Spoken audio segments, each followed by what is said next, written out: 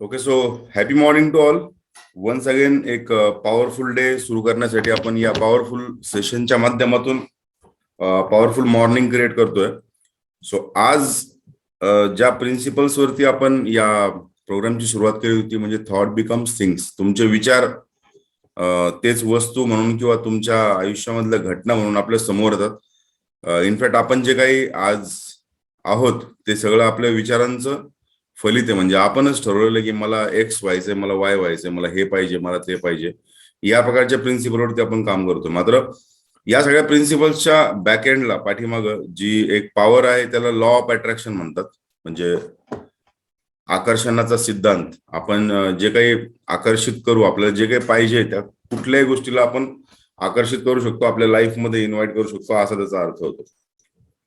So या programme ला किंवा या प्रिन्सिपलला समजून घेण्यासाठी तुम्हाला लॉ ऑफ अट्रॅक्शन आज थोडस 3 ते 4 स्टेप मध्ये रिपीट मी परत सांगणार आहे की नेमकं लॉ ऑफ अट्रॅक्शन काय आहे आणि आपण ही दररोज जी प्रोसेस करतो, साधारणतः 6 वाजताच आपण का भेटतो किंवा हे जे थॉट्स आपण शेअर करतो याच्या पाठीमागचं काय रिझन आहे, या सगळ्या गोष्टी आपण छोट्या छोट्या म्हणजे छोट्या 3-4 प्रिन्सिपल्सच्या माध्यमातून मी तुम्हाला आज रिपीट सांगणार आहे. सो ज्यांचं लॉ ऑफ अट्रॅक्शन नाही झालेलं त्यांना पण लक्षात येऊन जाईल की आपण नेमकं काय करतोय आणि लॉ ऑफ अट्रॅक्शनने आपण कशा प्रकारे हवं ते मागू शकतो, हवं ते आपण रिसिव्ह करू शकतो.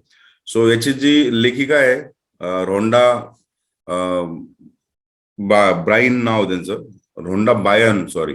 सो त्यांचं एक सेंटेन्स आहे की there is a deep truth down inside of your, म्हणजे of you, inside of you, that has been waiting for you to discover it, and that truth is this: you deserve all good things life has to offer.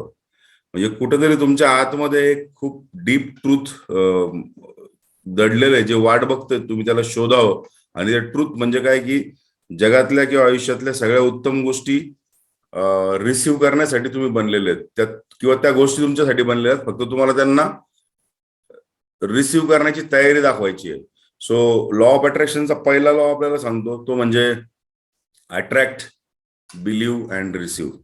म्हणजे हा formula आहे ज्याच्यामधून तुम्ही तुमचं प्रत्येक स्वप्न true करू शकता. या 3 स्टेप, म्हणजे हा पहिलाच मुद्दा आहे, मात्र याच्यामध्ये 3 स्टेप आहेत कुठली गोष्ट मिळवण्यासाठी. सगळ्यात अगोदर आपल्याला अट्रॅक्ट करावं लागेल, नंतर त्याच्यावरती विश्वास ठेवावा लागेल आणि तो रिसिव्ह करावा लागेल, म्हणजे तो मिळाल्याचा आनंद आपल्याला फील करावा लागेल. So whatever desire you have, तुमचं जे काही स्वप्न आहे, जे डिझायर आहे, जी ती इच्छा आहे, त्या इच्छेला आपल्याला स्पेसिफिक करायचंय. म्हणजे साधारणतः बऱ्याच वेळेस बघा,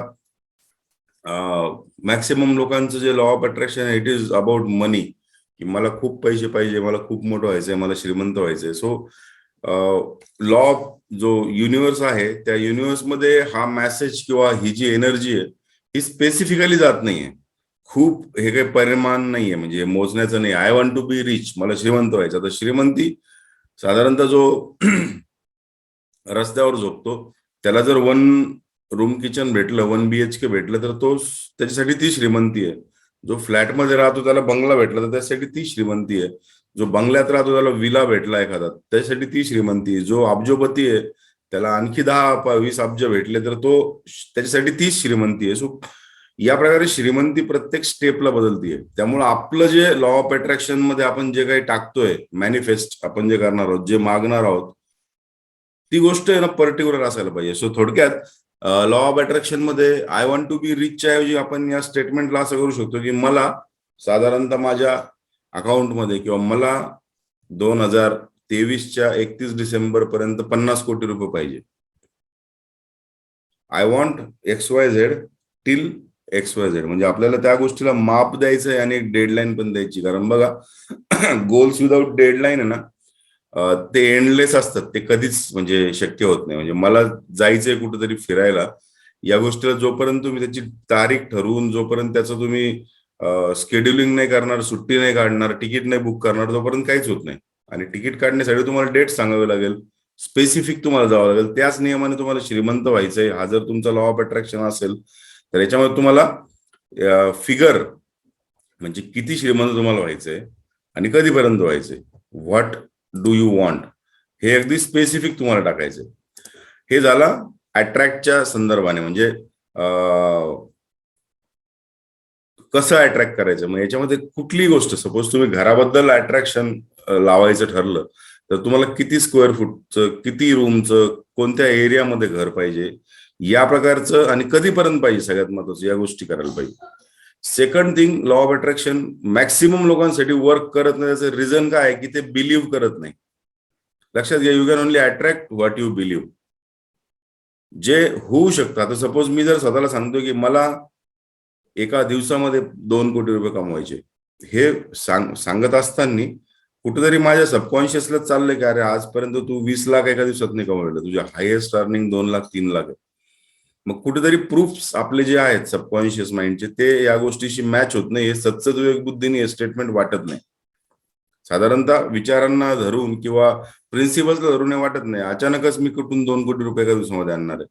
हे ज्यावेळेस आपल्या मनामध्ये ही शंका येते त्यावेळेस ते लॉ ऑफ अट्रॅक्शन काम करत नाही. सो 2 गोष्टी आहेत. पहिले म्हणजे ज्या प्रकारच्या गोष्टींवर तुम्ही बिलीव्ह करू शकता ना की yes I can do it, त्याच करा. आणि दुसरी गोष्ट आहे की मोठं जरी स्वप्न आपण बघत असलो, मोठं जरी गोष्ट आपण अट्रॅक्ट करत असलो तरी त्याच्यावरती बिलीव्ह करायला शिका. कारण तुम्ही बिलीव्ह नाही केलं तर तुम्हाला ते काय म्हणता येईल त्याला, त्याच्यावरती विश्वास नसेल ती गोष्ट होणारच नाही. साधारणतः याच्यामध्ये जर तुम्ही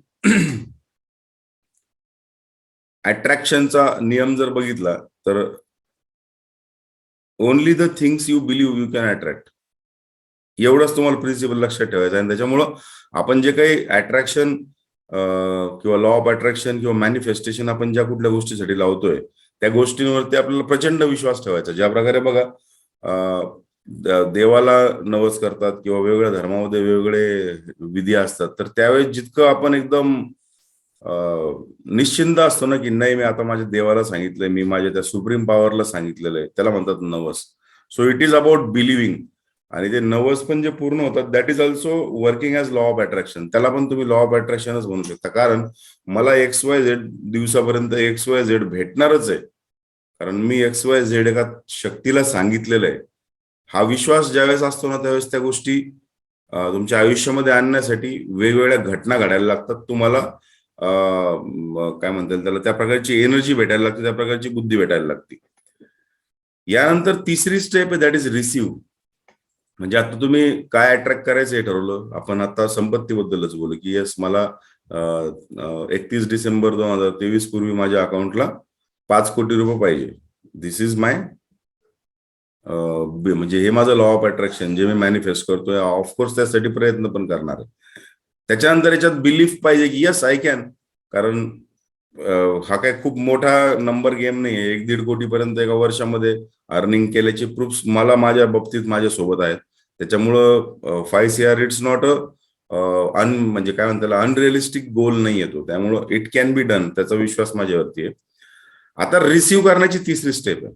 साधारणतः एकदा तुम्ही लॉ ऑफ अट्रॅक्शन केलं, सेट केलं, तुमचं गोल तुमचा सेट केला, त्याच्याबद्दल तुम्ही विचार करायला सुरुवात केली, ते अट्रॅक्ट करायला सुरुवात केली, त्याच्यावर बिलीव्ह केलं त्याच्यावरती.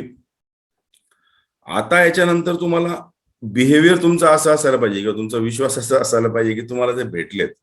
आणि ही सगळ्यात म्हणजे अवघड स्टेप आहे. साधारणतः म्हणजे 5 कोटी भेटलेत म्हणून काही 5 कोटी रुपयेवाल्यासारखा खर्च करायचा असा याचा अर्थ नाहीये. त्याचा अर्थ असा आहे की जर मला माझ्यासाठी 5 CR मिळाले त्यानंतर माझं लाईफ कसं असेल, तो आनंद किती असेल, तो एक्सपिरियन्स कसा असेल, त्या गोष्टी मला बिलीव्ह करायला आणि एक्सपिरियन्स करायला सुरुवात करायची. ऍटलिस्ट सकाळी ज्यावेळेस आपण मेडिटेशन करून आपला दिवस प्लॅन करतो त्याचप्रमाणे आपण आपली लाईफ पण प्लॅन करू शकतो. सो लॉ ऑफ अट्रॅक्शनचा रूल आहे तो म्हणजे believe it like you have it. म्हणजे असं तुम्ही वागा, असा इतका विश्वास ठेवा की हे तुम्हाला भेटलंय ऑलरेडी. साधारणतः कोणाच्या लॉ ऑफ अट्रॅक्शन मध्ये जर कार असेल लावलेली, तुम्ही कारच्या बद्दल तुम्ही विचार करताय, तर तुम्हाला त्या कारची स्टेअरिंग, त्या कारचा AC, ती कारची ड्रायव्हिंग एक्सपिरियन्स तुम्हाला फील करावं लागेल. जर तुम्हाला घराच्या बाबतीत तुमचं लॉ ऑफ अट्रॅक्शन असेल तर त्या घरात तुम्ही राहताय ही अनुभूती तुम्हाला स्वतःला दररोज द्यावी लागेल. So this is called as attract, believe and receive. हा पहिला प्रिन्सिपल आहे लॉ ऑफ अट्रॅक्शनचा. लॉ ऑफ अट्रॅक्शनचा दुसरा नियम आहे ते म्हणजे जेव्हा कधी तुम्ही विचार कराल की आय कांट, त्यावेळेस हे होणारच नाही. म्हणजे साधारणतः लॉ ऑफ अट्रॅक्शनला कॅन आणि कांट यातला फरक कळत नाही. सो हेनरी फोर्डचं एक वाक्य बघा, whenever you think you can or you think you can't, you are right. म्हणजे तुम्ही जो काही विचार करता तोच बरोबर आहे, तेच होणार आहे. सो आपल्यापैकी बऱ्याच जणांसोबत असं होतं की आपण मोठे स्वप्न बघायला घाबरतो. म्हणजे बऱ्याच वेळेस आपल्या अगोदरच, म्हणजे आपल्या आतमध्येच दोन पर्सनॅलिटी आहे. आपण जरा विचार केला 2 BHK च्या ऐवजी एखाद्या बंगलोचा, की लगेच तो दुसरा म्हणतो की शानपणा करू नको, मागचेच हप्ते बाकी आहेत, काय लफडे तुला माहिती आहे, किती बँकेत आहेत, सिबिल काय म्हणतंय, हे काय म्हणतंय. म्हणजे निगेटिव्ह गोष्टी लगेच आपल्यातलाच एक व्यक्ती आपल्याला सांगतो आणि त्यावेळेस लॉ ऑफ अट्रॅक्शन आपलं ब्रेक होतं. So most of us are afraid even to dream big. मोठं स्वप्न बघायला पण आपल्यापैकी खूप लोकांना भीती वाटते. सो हे मोठं स्वप्न बघण्याचं करेज आपल्याला द्यायचंय स्वतःला. कारण जर तुम्ही मोठं स्वप्न बघितलं, कारण लॉ ऑफ अट्रॅक्शन तर असं असू शकत नाही, आपण काही लहान नाहीये. जसं लहान मुलं लॉ ऑफ अट्रॅक्शन मध्ये म्हणजे घरात पण चर्चा आली, त्याच्यानंतर मग मुलं विचारतात की आपल्याला जे पाहिजे तेच भेटेल का, तसंच भेटणार आहे का. मग कोणी रेड बलून मॅनिफेस्ट करतंय, कोणी म्हणतंय की मला आज संध्याकाळी ती मोठी ₹20 वाली जेम्स भेटणार आहे. So it is not like that. लाईफमध्ये लॉ ऑफ अट्रॅक्शनला तुम्ही हे चॉकलेट गोळ्यांसाठी तुम्ही लॉ ऑफ अट्रॅक्शनचा यूज करू नका. सुरुवात ऑफकोर्स आपल्याला छोट्या छोट्या गोष्टींनी करायची, मात्र काहीतरी एक्स्ट्रा ऑर्डिनरी आपण या जगामध्ये करण्यासाठी आलेलो आहे आणि एक्स्ट्रा ऑर्डिनरी गोष्टी करण्यासाठी पैसा पण पाहिजे आणि तो खूप मोठ्या प्रमाणावरती पाहिजे. सो एकदम क्रेझी गोष्टी तुम्ही लिहायला पाहिजे साधारणतः. म्हणजे क्रेझी गोष्टी तुमच्या बकेट लिस्ट मध्ये असायला पाहिजे. ज्या गोष्टी साधारणतः हजारो लोक जे करण्यासाठी फेल झालेत, हजारो लोकांना जे करता नाही आलं, ते तुमचं ड्रीम असायला पाहिजे. आणि त्या ड्रीमच्या दृष्टीने जर आपण लॉ ऑफ अट्रॅक्शन खरंच व्यवस्थित अप्लाय केलं तर इट इज नॉट, म्हणजे काही ते खूप अवघड गोष्ट नाही ते मिळवणं. खूप लोकांनी मिळवलंय. म्हणजे साधारणतः आपल्यापैकी तर आय बिलीव्ह की आपण सगळे लोक धडधाकट आहोत. चालताना येणारे लोक चालायला लागलेत. कॅन्सरनी ज्या व्यक्तीला सांगितलंय डॉक्टरांनी की तुमचे हे 90 दिवस आहेत, ते लोक आजही जिवंत आहेत. इवन सिक्रेट बुक जर तुम्ही वाचलं तर त्या लेखिकेच्या आयुष्यात खूप असे भयानक प्रसंग झालेत, मात्र स्टील ती करोडो लोकांना या बुकच्या माध्यमातून किंवा द सिक्रेट सोसायटीच्या माध्यमातून ट्रेनिंग देऊन त्यांचं आयुष्य सुकर करण्याची प्रेरणा त्यांना भेटली. सो या प्रकारचं आपल्याकडं जी करेज आहे ना ते पाहिजे. सो आता मी माझ्या फ्री वेबिनार मध्ये पण नेहमी सांगतो की माझे 50 पेक्षा जास्त बिझनेसेस फेल झालेले. सो ही एक क्रेझी थिंक म्हणजे विचार आहे. जे मला जवळून ओळखतात लोक, जे मला लहानपणापासून ओळखतात, ते त्यांना माहिती आहे की ही किती क्रेझी गोष्ट होती ज्यावेळेस मी सुरुवात केली, की ज्याचे 17-60 धंदे फेल झाले त्यालाच लोकांना धंदा शिकवायचा आहे. सो जर मला कोणी असा प्रश्न डायरेक्ट विचारला लाईव्ह मध्ये की तुझेच गे म्हणजे 5-50 कोटी रुपये गेलेत आजपर्यंत आणि how are you going to grow our business, तर या प्रश्नाला ऐकण्याचं करेज जमा करण्यासाठी मला 2-3 वर्ष लागले सुरुवातीचे. सो या इझी गोष्टी नाही आहेत, मात्र इझी गोष्टींसाठी आपण म्हणजे झगडावं पण नाही, असं माझं सरळ मत आहे. म्हणजे ठीक आहे, लॉ ऑफ अट्रॅक्शन सांगते तुम्हाला की तुम्हाला हवं ते मिळेल, मात्र मग हवं ते मिळेल तर मग जर तुम्हाला 100 रुपये आणि 100 कोटी रुपये मागण्याची चॉईस आहे, तर तुम्ही 100 रुपयासाठी का वेळ वाया घालवावा. दिस इज द सिम्पल थिंग. म्हणजे तुम्हाला ज्या गोष्टीवरती लोक बिलीव्ह करणार नाही असंच स्वप्न बघायचंय साधारण. त्यानंतर थर्ड आपल्या लॉ लॉ ऑफ अट्रॅक्शन मधला जो प्रिन्सिपल आहे, that is gratitude is magnetic. आपण जो दररोज सकाळी ग्रॅटिट्यूडची एक्सरसाइज करतोय, यस, या या प्रिन्सिपल्सला रिपीट करण्याचं रिझन असते की तुम्हाला लक्षात यावं की for what we are doing this. नाहीतर उगाच मी म्हणतोय म्हणून आपण आभारी आहोत हे वाक्य बोलल्याने काहीच होणार नाही. आपल्याला really from the bottom of heart gratitude आपला एक्सप्रेस करायचा. आणि ग्रॅटिट्यूड एक्सप्रेस केल्यामुळे काय होतंय, ग्रॅटिट्यूड इज मॅग्नेटिक. म्हणजे या सिक्रेट बुकची लेखिका पण म्हणते की मी छोट्या छोट्या गोष्टींसाठी ज्यावेळेस थँकफुल व्हायला सुरुवात केली तर माझं आयुष्य आनंदाने भरून गेलं. आणि आयुष्य आनंदाने भरलं की त्यानंतर काय होतं की आपला फोकस एक्सपांड होतो आणि आपला फोकस आयुष्यातल्या चांगल्या गोष्टींवरती जर फोकस झाला तर मोर चांगल्या गोष्टी, अजून चांगल्या गोष्टी क्रिएट करण्याची प्रेरणा आपल्याला भेटते. सो ग्रॅटिट्यूड इज द म्हणजे त्या लॉ ऑफ अट्रॅक्शनचं ते एक म्हणजे मेन बेस आहे, तीच जमीन आहे ग्रॅटिट्यूडची, ज्याच्यामध्ये तुम्हाला जे हवं ते तुम्हाला उगवण्याची आणि पिकवण्याची शक्यता आहे. सो याच्यासाठी ना एक सिंपल हे आहे, आज म्हणण्यापेक्षा आपण या प्रवासाला सुरुवात केल्यापासून दररोज आपण 10-15 किंवा 4-5 प्रकारचे ग्रॅटिट्यूड आपण बोलतोय. सो ग्रॅटिट्यूड साठी जर तुम्ही जर्नल केलं, माझ्या ऑफिसच्या टेबलवरती माझ्या पाठीमागच असतं जर्नल, द ग्रॅटिट्यूड बुक म्हणून येते, एका ट्रेनरचं मी घेतलं होतं. मात्र तुम्ही एक नॉर्मल बुक जरी केली आणि दररोज तुम्ही जर त्याच्यामध्ये 10 गोष्टी लिहिल्या ज्यांच्यासाठी तुम्ही ग्रेटफुल आहात, आणि अगदी छोट्या छोट्या गोष्टी, म्हणजे माझ्या हातात घड्याळ आहे, that is also I am grateful for.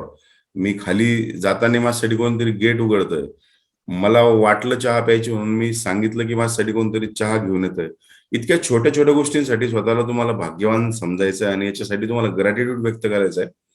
And the best thing to express your gratitude, तुम्ही कधीतरी बघा तुमच्यासाठी जी व्यक्ती किचनमध्ये राबती सकाळपासून, किंवा तुमच्यासाठी जो व्यक्ती काम करतो शेतामध्ये, किंवा तुम्हाला ज्याने शिकवलंय, अशा व्यक्तीला तुम्ही पर्सनली भेटून, तुमचा मेंटॉर असेल, टीचर असेल, त्याला या ग्रॅटिट्यूडच्या म्हणजे ज्या प्रकारच्या मोठमोठ्या ट्रेनिंग असतात, फोरमच्या असतील किंवा बरेच त्याच्यामध्ये हे आहेत, त्याच्यामध्ये अगदी ही टास्क दिली जाते. E3 असेल या प्रकारच्या ट्रेनिंगमध्ये, की जा आणि तुम्हाला या 8 दिवसामध्ये तुमच्या मेंटॉरला भेटायचं आहे आणि त्याला पर्सनली भेटून सांगायचंय की थँक्यू फॉर एव्हरीथिंग, म्हणजे तुझ्यामुळे माझ्या आयुष्यामध्ये काय झालंय. किंवा बरेच वेळेस ग्रॅटिट्यूड आपण व्यक्त होत नाही, बरेच लोक इंट्रोवर्ड असतात, म्हणजे फिलिंग्स ते हे करत नाही, व्यक्त करत नाही, बोलत नाही. मग यावेळेस काय होतं, अशा वेळेस अशा लोकांना खूप, म्हणजे तुमच्यापैकी पण खूप लोकांना खंत असेल की अरे मी सांगून टाकायला पाहिजे होतं की माझं किती प्रेम आहे, माझ्यासाठी तू किती इम्पॉर्टंट आहे. मग ते रिलेशनशिप कुठलंही असू द्या, मुलाचं वडिलांशी असू शकतं, वडिलाचं मुलाशी असू शकतं, नवऱ्याचं बायकोशी असू शकतं, बायकोचं नवऱ्याशी असू शकतं. आपण आपल्या फिलिंग व्यक्त करायला पाहिजे in the form of, in the shape of gratitude. तुम्ही बघा, तुमच्या आईला तुम्ही कधी थँक्यू म्हटलेलं नसेल, एक वेळेस तिला समोर बसून थँक्यू म्हणून बघा. ती मोमेंट तुम्ही you will not be able to, म्हणजे तुम्ही इमॅजिन नाही करू शकणार. तो जो आनंद आहे तो तुम्हाला हँडल करता येणार नाही, इतका तो प्रचंड आनंद आणि फिलिंग दोघांनाही तुम्हाला भेटेल. म्हणजे तुम्ही ज्या व्यक्तीबद्दल ग्रॅटिट्यूड व्यक्त करताय त्यालाही आणि तुम्हालाही. सो तुम्हाला ग्रॅटिट्यूडचं जर्नल सुरू करायचं, जर तुम्हाला खूप जास्त याच्यातनं जर आउटपुट पाहिजे असेल तर, कारण बिईंग ग्रेटफुल जी भावना आहे ती साधारणतः अशा फ्रिक्वेन्सी सोडती युनिव्हर्समध्ये ज्या अबेंडन्सला अट्रॅक्ट करतात, ऑफ एनी काइंड ऑफ अबेंडन्स. म्हणजे चांगल्या गोष्टींची जी मुबलकता आहे, हेल्थ, वेल्थ, हॅपीनेस, या मुबलकतेला अट्रॅक्ट करण्याचं सुरुवात ग्रॅटिट्यूड पासून होती. आणि फोर्थ याच्यातली एक प्रिन्सिपल आहे तो म्हणजे युअर अवेअरनेस. म्हणजे तुमची जी अवेअरनेस, तुमची सजगता आहे. इनफॅक्ट मेडिटेशन केल्याच्या नंतर पण तुम्हाला, मेडिटेशनच्या नंतर तुम्हाला आपल्या आसपासच्या परिस्थितीशी अनुरूप, एकरूप होण्यासाठी, म्हणजे अवेअर होण्यासाठी तुम्हाला सांगितलं जातं.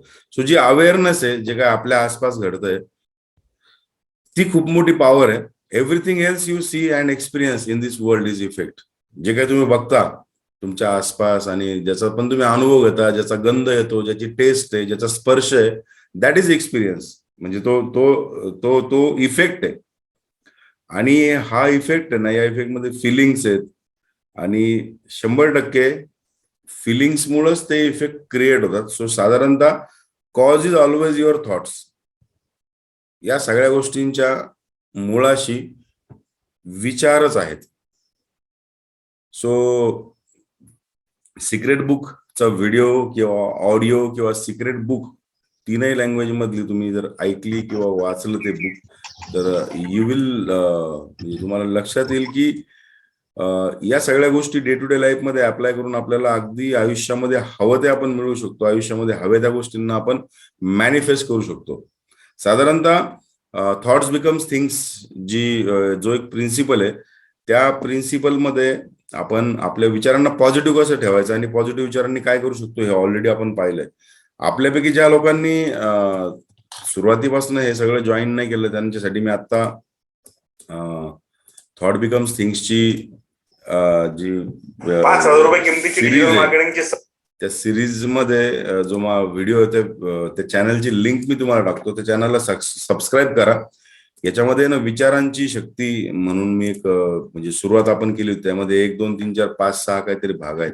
इनफॅक्ट तुम्ही सगळेच व्हिडिओ जरी सिक्वेन्स मध्ये बघितले तर तुमच्या लक्षात येईल की नेमकं हे जे मी कुठल्या प्रिन्सिपल्स बद्दल बोलतोय. कारण याची बेसिक कॉन्सेप्ट तुम्हाला समजून घेणं खूप महत्वाची आहे. ती समजली तर तुम्हाला खूप मोठ्या प्रमाणावरती याच्यातनं रिझल्ट येतील. त्यामुळे कधी पण लक्षात ठेवा की आपल्याला आपले जे फिलिंग आणि इमोशन आहेत ना त्यांच्या बाबतीत आपल्याला अवेअर राहायचंय. उगाच येत आहेत म्हणून विचार आले, येत आहेत म्हणून निगेटिव्ह विचार आले, या प्रकारे आपल्याला वाहत जायचं नाही विचारांमध्ये. कारण एक सगळ्यात महत्वाची गोष्ट आहे की थॉट्स बिकम्स थिंग्स. तुमचे जे विचार आहेत ना ते वस्तू किंवा तुमच्या आयुष्यातल्या घटना म्हणून तुमच्या समोर येणार आहे. तुम्ही जर दररोज काळजी केली की काय होईल काय होईल, याचं काय होईल याचं काय होईल, ती गोष्ट निगेटिव्ह साईडनीच हे होईल. कारण कुठेतरी काळजी करण्याच्या नावाखाली आपण निगेटिव्ह गोष्टींचा विचार करतोय. फिअर ऑफ लुझिंग, मग ते आयदर मनी असेल किंवा लव्ह, ज्यांच्यावर आपण प्रेम करतो असे जवळचे लोक असतील. सो जगातले मॅक्सिमम दुःखांचं रिझन आहे फिअर ऑफ लुझिंग. म्हणजे हे झालं तर, ऍक्सिडेंट झाला तर, तो गेला तर, ती गेली तर.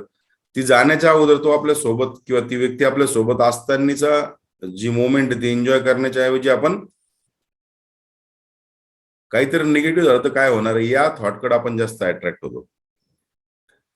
याच्यानंतर नेक्स्ट आपला जो प्रिन्सिपल आहे ज्यातला दॅट इज लव्ह, म्हणजे प्रेम. ही एक अल्टिमेट इमोशन आहे, खूप जबरदस्त इमोशन आहे. याच्यावरती ज्या रॉन्डा ब्रायन आहे त्यांचं एक वाक्य पण आहे, to be a magnet for every single thing you deserve, you must be a magnet of love. तुम्हाला हवी असणारी प्रत्येक गोष्ट तुमच्याकडे अगदी अशी लोहचुंबकासारखी आकर्षित होऊन यावी, याच्यासाठी तुम्ही आहे ना you should be magnet of love. तुम्ही प्रेम अट्रॅक्ट करणारा व्यक्ती असायला पाहिजे. You should be lovable. साधारणतः तुम्ही ज्यावेळेस प्रेम करता किंवा तुम्ही ज्यावेळेस एखाद्या गोष्टीवरती एखाद्या व्यक्तीवरती प्रेम करता, ती गोष्ट मिळवण्यासाठी किंवा त्या व्यक्तीसाठी तुम्ही खूप जास्त पॅशनेट असता. आणि पॅशनने केलेली कुठली गोष्ट खूप लवकर आपण अचीव्ह करतो, अट्रॅक्ट करतो. फॉर एक्झाम्पल, तुम्ही जर तुमच्या स्वतःवरती प्रेम केलं, आपल्याला स्वतःवर प्रेम करण्यापासूनच सुरुवात करायची. जर तुम्ही तुमच्या शरीराच्या बाबतीमध्ये प्रेम केलं तर हे खूप त्याच्यानंतर इझी होऊन जातं की तुमच्या फिटनेससाठी तुम्ही गोल सेट कराल आणि त्या फिटनेसच्या गोलला तुम्ही अचीव्ह करण्यासाठी खूप मोटिवेटर असाल. आणि ती फिटनेस, तो state of body, state of health, state of that strength, ती अचीव्ह करण्यासाठी तुम्ही खूप जास्त डेस्परेटली तुम्ही काम करणार.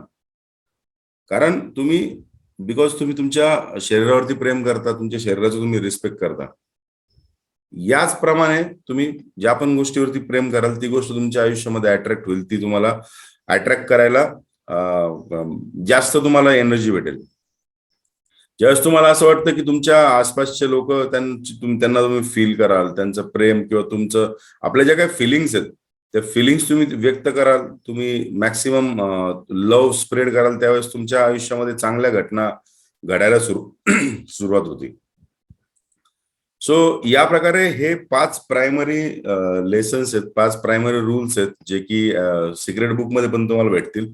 त्यातला पहिला आपला लेसन होता attract, believe, receive is the formula. हा फॉर्म्युला आहे. तुम्हाला कुठली गोष्ट अट्रॅक्ट करायची अगोदर तिच्यावरती विश्वास ठेवायचा आणि नंतर ती तुम्हाला भेटली आहे, feel it like you have it. ही एक पहिला प्रिन्सिपल आहे. सेकंड आहे have the courage to see your dream. तुमचं ड्रीम किती पण क्रेझी असलं ते बघण्याचं, त्याला पूर्ण करण्याचं तुम्ही हे करा, काय म्हणतात त्याला, करेज ठेवा. जोपर्यंत बघा तुमच्या लहानपणापासून जे लोक तुम्हाला ओळखतात ते ज्या प्रकारच्या स्वप्नाला म्हणतात की अरे बापरे तुला काय वेळ लागलं का, त्या प्रकारच्या स्वप्नांचा पाठलाग करायचा आहे. म्हणजे तुमच्या जवळच्या लोकांना जे वाटतं की अरे नाही नाही हे याच्याकडनं कसं होईल, आपल्यात तर कोणीच केलेलं नाही, या प्रकारचं ड्रीम आपल्याला बघण्याची आणि त्याच्या पाठीमागे धावण्याचं करेज आपल्याला जमा करायचंय. थर्ड आहे याच्यामधलं principle gratitude helps you to feel abandoned. ग्रॅटिट्यूडमुळे आपल्याला खूप जास्त मुबलकतेकडे आपला फोकस होतो. जर आपण जर नेहमी ग्रेटफुल राहिलो तर. त्याच्यानंतर your awareness is the greatest secret. तुमची अवेअरनेस, आसपासच्या ज्या गोष्टी आहेत, आपण जो विचार करतोय तो उगाच काहीतरी मला आज सकाळपासूनच बोर होतोय, या प्रकारच्या त्याच्यात जाण्याच्या अगोदर आपल्याला लक्षात आलं पाहिजे की मला जर बोर होतोय म्हणजे माझ्या डोक्यात जर निगेटिव्ह विचार येत आहेत तर माझ्यासुद्धा आज निगेटिव्ह गोष्टी घडू शकतात. त्यामुळं पर्पजफुली आपल्याला स्वतःला अवेअरनेस मध्ये आणायचं आणि त्या निगेटिव्हच्या ऐवजी आपल्याला पॉझिटिव्ह थॉटकडे जायचंय. आणि सगळ्यात पाचवा आणि महत्वाचं emotion, that is love is the ultimate emotion. प्रेम हे खूप अल्टिमेट इमोशन आहे. सगळ्या तुमच्या डिझायर्सला, सगळ्या तुमच्या गोल्सला अट्रॅक्ट करण्यासाठीची जी ऊर्जा लागते ती या प्रेमातनं भेटू शकते. त्यामुळं जे तुम्हाला हवं आहे ना त्या गोष्टीवरती प्रेम करायला सुरुवात करा. खूप लोकांचं पैसा हे अट्रॅक्शन असतं आणि पैसा ज्यांच्याकडे त्या लोकांना ते हेट करतात due to jealousy or something. म्हणजे श्रीमंत लोक बघितलं की लगेच निगेटिव्ह विचार होतो, यांना काय बाबा, यांच्या बापाने कमवून ठेवलंय.